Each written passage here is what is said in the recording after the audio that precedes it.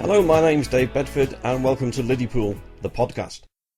Following the successful launch of my book, Liddypool, Birthplace of the Beatles, I have decided to podcast some of the interviews I carried out during the research for my book.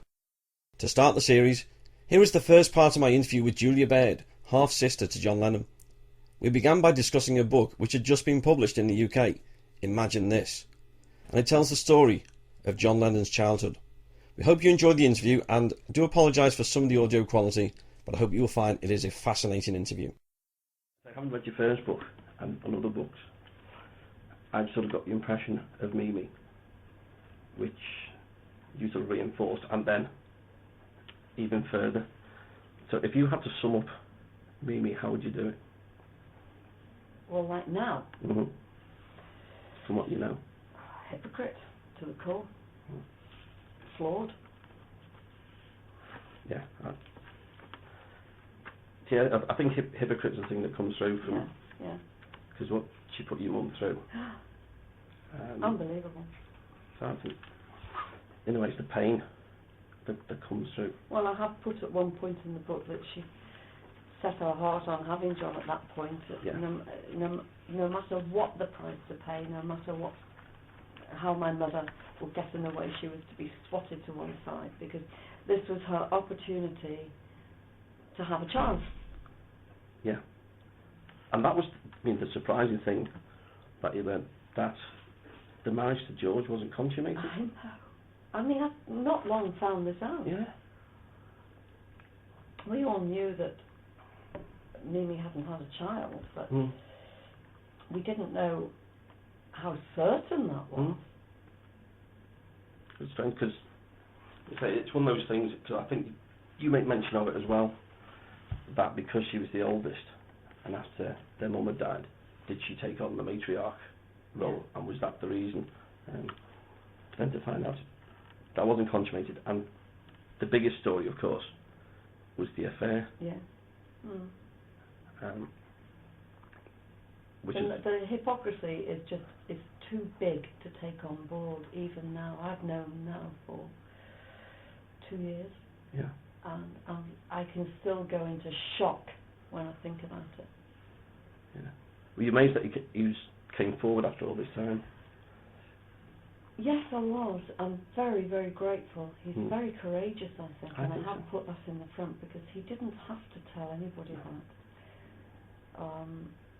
I tracked him down, right. But I was just asking him. I wanted to ask him. We were visitors to Mendips, but he was living there, and I thought, if anyone can tell me, unlock what was going on in there, it would be the student that was there through thick and thin. And that's why I set out to get in touch with him, never thinking for a millisecond. It would never have entered my head in a zillion years. I had it in my head that Mimi had an affair because of what Nanny had said, yeah. And she thought it was New Zealand. And you know the expression, all the world loves a lover. Pheromones, chemicals. She picked up that something was going on, and only talked to me about it in her last 18 months year, her last 1996-7. She picked up on that, known that Mimi had thought about New Zealand. I don't know how she knew these things, because I didn't question Nanny. I asked her questions, but I never questioned her. Yeah. You didn't. You let conversations happen. Exactly, yeah. And I tried to move it in a certain direction, but she often wasn't having that. Because she wasn't really talking to me, she was talking to the sky. She was just offloading by then. You happened to be... I was just the one that triggered it. Yeah. And not just me, other people, but I was interested, and I wanted to know more, and I knew this was it. They read to me. So when she said something was going on, Mary was going to move to New Zealand and marry George, although she had all the things, that the actual facts wrong, she had the feelings right. So when I was getting in touch with Michael Fishwick, I was trying to find out, what did you know? Did he see anything going on? Did he see anything? Did he know anything? And I thought, you've seen Mendip, haven't you? Yeah. So at that time, in those days, the flats hadn't been built. Yeah. They were built in probably early 60s. I'd say the 60s time. The other semis hadn't been added onto the end, the obviously newer ones. Mm-hmm. So there were about 10 or 12 houses. You'd have to tell me 1, 2, 3, 4, 5, 6. So it was the tip, wasn't it? Yeah. Yeah. And then the tip, right. And on the other side of Mendip was the wasteland. So there was the tip and the wasteland. And the wasteland, I remember it as wasteland, and this bungalow appeared. Yes. So next door was some sort of relative, some sort of Smith, that Mimi did not get on with. Surprise, surprise. And I thought, well, it can't be there. It's family. Mm-hmm. And then I looked next door, and she didn't like Mrs. Kaplan. But Mimi was a man's woman. She didn't like women. She didn't like the female race. Yeah. So she didn't like her. There was a cat going backwards and forwards. Must have been Louis Kaplan, but he was the mayor of Liverpool for a time. But Everything's possible. Everybody's human. it was somewhere, because Mimi never went out. Of course. Never. You went round there day or night, and Mimi was there. So it can't have been The going only out and meeting place somebody. she went to was Walton Village to get catfish. Yeah. So where was she? It had to be within walking distance. Yeah. I might have put it on the other side of Coldstones Park, you know. And then when I spoke to Michael Fishwick, I just said, who was Mimi's boyfriend? I didn't say, did she have one? And instead, if he'd have said to me, good grief, what are you talking about? Mimi didn't have a boyfriend. You know, I wouldn't have questioned it. Yeah. I would have thought, well, Nanny was wrong on that one. She wasn't wrong on much. Yeah. Yeah. But she picked up some feelings, but it was wrong. What made you think Mimi had a boyfriend? So I knew straight away. That wasn't It wasn't a denial. Yeah. And we met the very next week. Now, he must have made a decision in that time. Maybe to size me up first. I don't know. Yeah. But within 5 minutes of sitting down, I knew.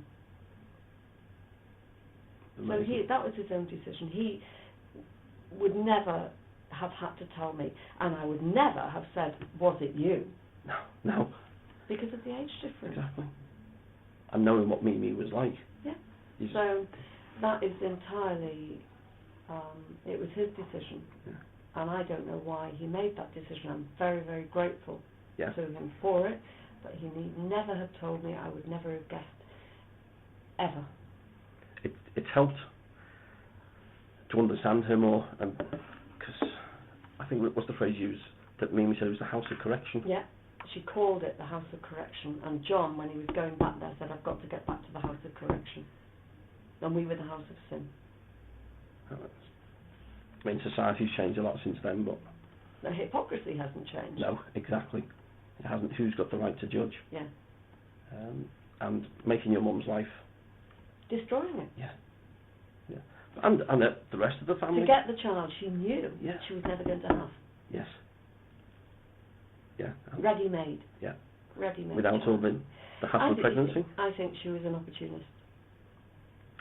I Yeah. don't think by any means that she had planned it. But as it became more obvious, Yeah. it was an opportunity not to be missed. And the time that Leela was there, my cousin, when she said, right, we've gone back to Penny Lane, John's own room is there, she actually flung John behind her, flung my mother away and said, get out. It's a lot stronger than I've put it in the book. Get out. You're not having him. You're not fit to have him. Get out of here. And Leela was at the back of the room. I mean, your mum must have been destroyed by that. She had postnatal depression, didn't she? Yeah. I now know. Yeah. I wonder if seeing your mum go through difficult pregnancy, Mimi decided she didn't fancy pregnancy herself. Do you think that would have helped to put her off? No. we're surmising here, and one thing I've tried not to do in the book is say, I think or I think. Yeah. I've tried, that's why, although I knew things were wrong with, about, and inside Mimi all my life, I've never tried to write about it before because I didn't know. Yeah.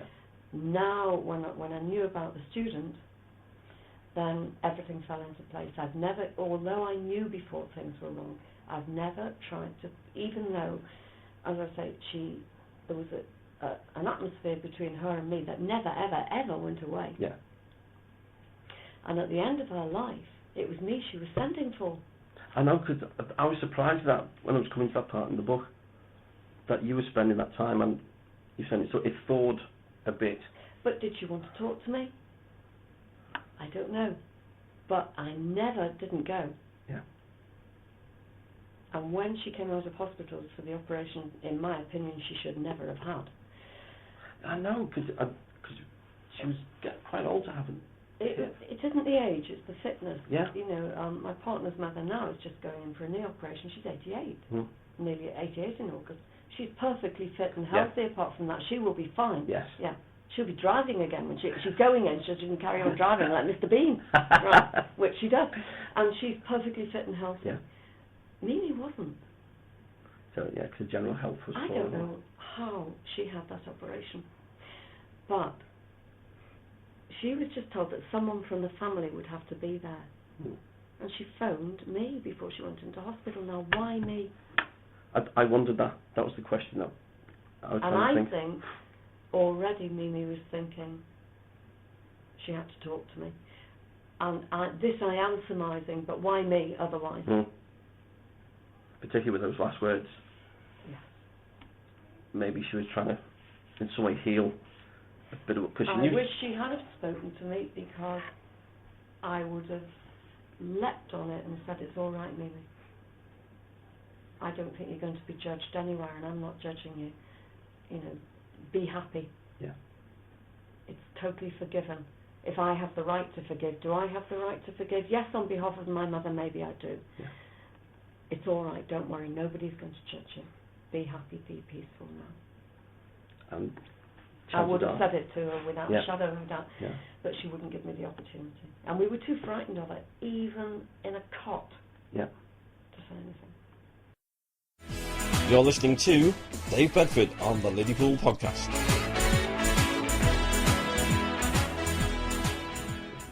That's not unusual, I suppose, in a way, when you've had someone who's been like a figure of fear for all those years. Absolute figure of fear to me. Yeah, must have been. Your mum, you paint a lovely picture of her.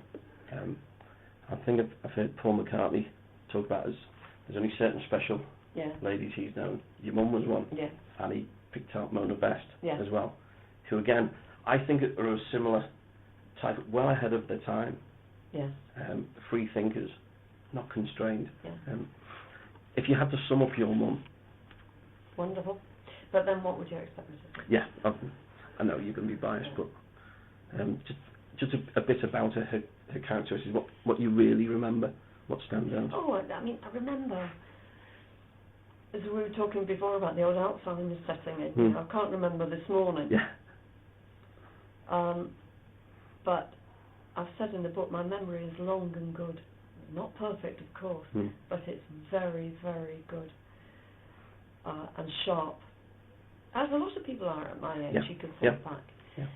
I was listening to, there's been scientists on the radio recently, when people have been saying, oh, I remember being in my cot and the curtains, and can describe the curtains, and there's eminent scientists saying, no, you can't. Oh, truly, this is Radio 4, and no, you can't remember. Somebody has told you that. Excuse me.